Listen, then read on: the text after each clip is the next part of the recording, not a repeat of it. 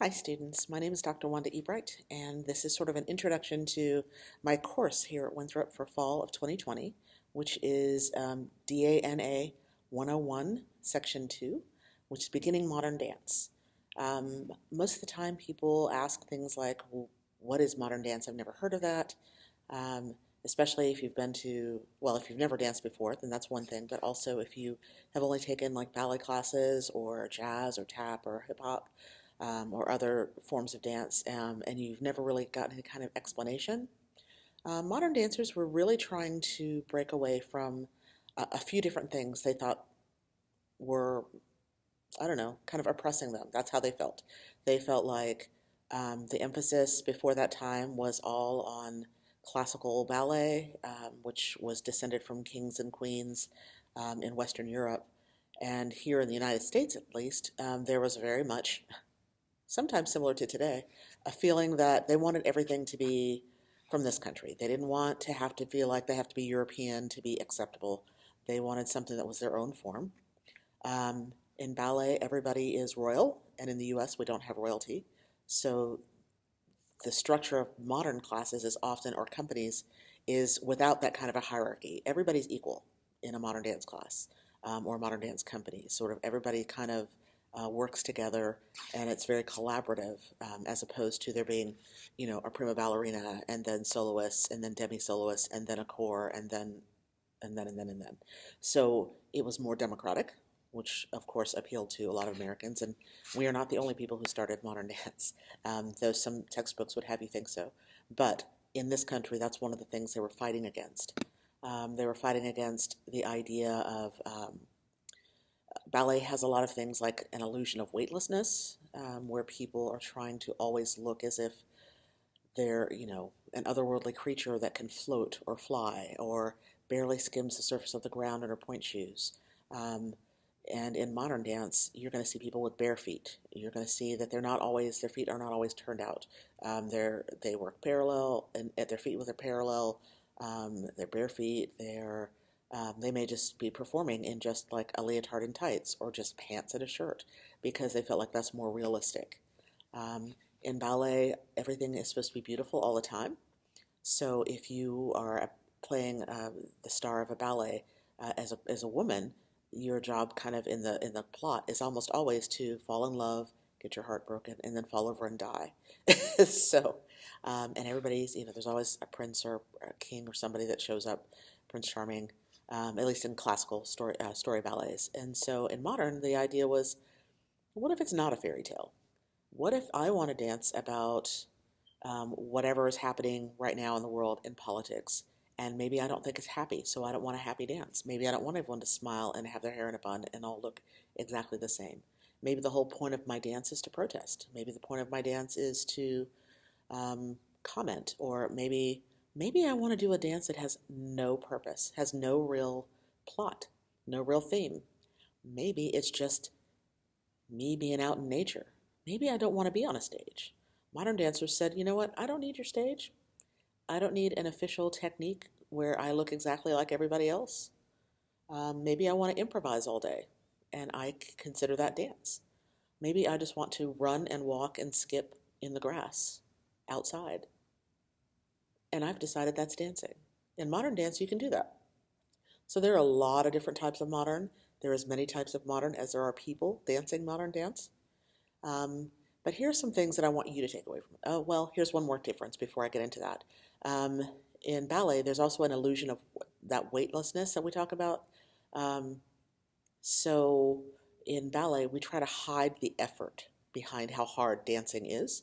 So if somebody jumps, we don't want to hear them land. And if they run, we don't want to hear the footsteps. We never want to hear a ballerina gasping and wheezing for air, no matter how hard she's dancing. In modern dance, we would say, well, if that is what the body does naturally, if I jump and you hear a thud, so be it. That is what the laws of nature do. That's what physics is, gravity. If I jump, I'm going to land, and it's going to make a sound. So there's not so much of an emphasis on trying to look perfect, sound light, be perfectly symmetrical, um, and be smiling all the time and gentle. If your heart is broken in a ballet, the worst you may get is, this to indicate that you're really, really sad.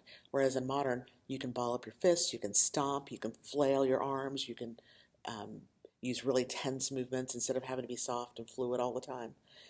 So it appeals to a lot of people as a type of dance that is more realistic about how the human condition handles stress or joy or excitement or fear, because you have a broader range of emotions that are expressed in modern dance than we usually are allowed to express in ballet. Um, they're not nearly as subtle most of the time. So what am I looking for from you? All right, what I want you to know is that in this class, it is a beginning class. We have so many things in our heads already when we come into a dance class as a beginner, um, or if it's been a long time since you danced and you used to dance all the time. We come in with these ideas that, you know what, I'm not thin enough to dance, I'm not pale enough to dance, I'm not strong enough, flexible enough, my leg doesn't go high enough, I can't jump high enough. I want you to let all those things go. Modern dance, well, any class with me that's a beginning class, is about you just coming in and trying things. The way that things work in a dance class, the way you learn is by doing. So you'll hear me say over and over again throughout the semester, this will be perfect someday, but this is not that day because um, the way the body learns in movement is by using too many motions at a time. So if I tell you to put your arms over your head, you're going to be like, and your shoulders are going to be at your ears. You're going to be like, and I'm going to say, okay, we don't need all that, right? And then you can soften the arm and it's not as rigid. So it's going to be clunky. It's going to be a little messy when you learn something new. And every time you get better at one thing, I'm going to give you something else that's new and it's going to feel like a new challenge. So it's a choice, really, whether to be frustrated about what's new and difficult or to lighten up and just really enjoy the fact that you've progressed with something else and it's gotten good enough that I can challenge you again. The idea is that um, the worst something will be that you try in this dance class or any dance class, the worst it will be is the very first time that we try it. It will always get better with practice. That's what the whole dance careers are built off of, is that people have to go back to the studio every day if they're going to be a professional and just practice over and over and over and over again. And you get better and better and better just by doing it. So you're going to get more flexible. You're going to get more stamina. You're going to get stronger. You're going to get better balance. Everything that we do in here is going to get better by repetition. The way I have the class structured this semester while we're in the joy of COVID is, and I know everyone's frustrated, everyone's stressed. I'll be rotating groups through the dance studio, so some of you will be in the studio with me live in very small groups with masks. And exercises will be short, so you don't have to breathe too much to worry about how far things are being breathed out. And then the rest of you will be at home or in your dorm or wherever you are, taking class synchronously online, meaning at the same time that we're taking it in the studio. I'll make sure to set up a camera for Zoom. I'll try to remember where it is and to pay attention to it. But my focus each class will be on the group that's in the room with me. So that and for at the most we would have 4 groups at the most. So each of those groups would rotate through with me in person on the same material. So I'm going to get a chance to help everybody in person to help you figure out if something's not working out. If you can't figure it out, I'm going to be there to help you figure it out. But also, you're not missing anything when it's not your turn to be in the studio because everyone's doing the same thing 4 times in a row. And then I'll change the class and make things a little more challenging and teach you some more things in addition to what you know. And you will keep progressing like that. So every 2 weeks or 4 classes at the most, we will just keep rotating through, all of you being in person with me face to face. If at any point in the semester we end up being completely online, then whatever I just said was obsolete because I'm also recording each module so that you'll be able to continue the class the way it was planned, no matter what happens. So if we're in class for one day and something happens and we go online, you're ready, and the classes will be the same and we'll progress through the same exercises in the same order, just as if we were in the studio rotating through. So everything I will say to you in person, I'm saying to you here, so that, if something happens before classes start, that's that's what you're getting right now. You're getting this introduction to what this class is. If you want to know anything about me, I'm Dr. Wanda Ebright. I am an associate professor of dance here at Winthrop. I am Associate Dean for the College of Visual Performing Arts. I am also the Director of Graduate Studies for the College of Visual Performing Arts, or CVPA. I hold a PhD in dance from Texas Women's University, where my dissertation is focused on the history of dance, or the different ways that dance exists on historically black college and university campuses, because those histories are left out of all the histories on dance in American higher education. So while I was in graduate school, I decided that that's what my research would be. Someone has to fill the gaps that exist in our history books, and I'm prepared to do it. I also hold a Master of Fine Arts in Dance, Performance, and Choreography from Florida State University, which required, us to reach the highest levels of both ballet and modern in order to graduate. Actually, they required the highest of one and the second highest of the other, but I reached the highest of both, so I got to tailor my program to what I wanted. So I am a practitioner in dance. I have been a professional dancer. I am a choreographer. I am an artistic director of a dance company called the Wanda Project. I am a dance scholar and author of a published book last year. So most of what anybody might want to do in dance, I've probably already done or am currently doing. And hopefully it will be fun for you. That's the goal, is for you to have some fun, to feel a little fitter, to feel like you accomplished a lot, because we will go through a lot of material in the semester. And it's not something to be afraid of, because I have it, well planned out, so that, again, every time that you get better at something over a couple of weeks, it'll be time. You'll be like, okay, I'm ready for a new challenge, and I will have it for you. That's my job. I am silly. I play a lot. I laugh a lot, and I hope that you will too. People worry a lot about what to call their professors. I am not someone who is hung up on hearing their title all day, every day. If you want to say Dean Ebright, that's fine. If you want to say Dr. Ebright, that's fine. But I also answer to Wanda, because that's my name. It's my first name. Mom gave it to me. Dad gave it to me. It stuck. And if you have trouble, because I'm a very Southern woman myself, even though I don't sound like it. I'm from Savannah.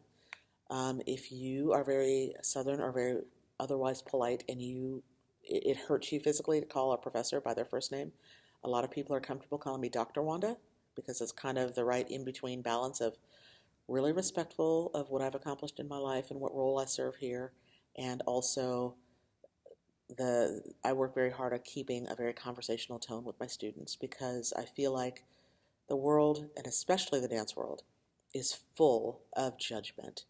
The dance studio is a place where, like I said, everybody feels not good enough. In my classroom, you are. All you have to do is show up and move with me. Those are the most important things. The course is structured, the grades are structured, so the most important things are for you to show up and move with me, because if you just come and do it, you will get better. You will learn, and you will feel at the end of the semester like you've really learned a lot, and that you're prepared for other classes, and it's not so scary, and it's not so intimidating. And it's okay if you have never danced before, and it's okay if you've danced a lot and you're like a major in musical theater and you need this class to graduate, but you feel like it's a beginning class. How hard can it be? It'll get there. It'll get challenging. It's okay. But we're going to also take everybody along with us on the journey. So, again, I'm Dr. Wanda, and I am happy that you're here with me, and I absolutely am uncomfortable with online formats, so that's my discomfort. But you know what? I'm here, and I'm going to dance with you, and it's going to be just fine. So, next video will be Module 1, and in that one, we're going to talk about, in ballet, one of the things that ballet is known for is being very upright and rigid. For one thing, it's because ballerinas had to wear corsets that held them in, and there are a lot of historical accounts of women puncturing a spleen or other vital organs because their corsets were so tight and they tried to move. So if you ever wonder why ballerinas are so upright, they can't move and they can't breathe. So that's one of the things that modern dance is against. Okay, so you're not going to see that corset. You're going to see in modern dance that instead of the spine being upright all the time, it's going to be moving side to side or forward or around in circles. And the way that America, at least in this country, in America, when we raise kids, we tell them all, sit down, be still, be quiet. You start learning that in elementary school right away, right? So we spend so much time sitting still and sitting up that it's very difficult. Sometimes it can be dangerous to move your spine quickly if this is not something that you do normally. So the first module is about increasing the flexibility of your spine. We're going to do that very slowly initially and then faster later in the semester, starting with module 2. So the first class will be structured so that it's slowly getting your body in your spine to move side to side, forward, trying to be, we usually go from really big movements with the whole body just to kind of get your heart rate up and get your muscles more flexible. And then a little smaller movements through the feet and the legs to make them strong so that you don't get hurt when you're traveling or jumping or moving across the floor, and bigger movements later. So this is all sort of foundational stuff just to get you moving safely and to get your muscles used to this type of physical exertion. I mean, if you play a sport or other things or you work out, you probably get sore sometimes anyway, but we may use muscles that you're not used to moving. So I'm going to start you simply for the first module, and we'll get through that in the next 4 classes, and then I'll have more challenges for you. If you ever have questions for me, you can email me at ebright, which is EBRIGHTW, at winthrop.edu. And if you ever need to find me, I'm in McLaurin Hall, which is right next to the administration building, next to, oh my gosh, my brain just blanked out. Tillman, it's next to Tillman. And I'm on the main floor, office 133, or wherever the dean's office suite is. So I'm going to go and sign off of this introduction, and then I will come back for you with another module, with the first module, just to get us moving. Thanks.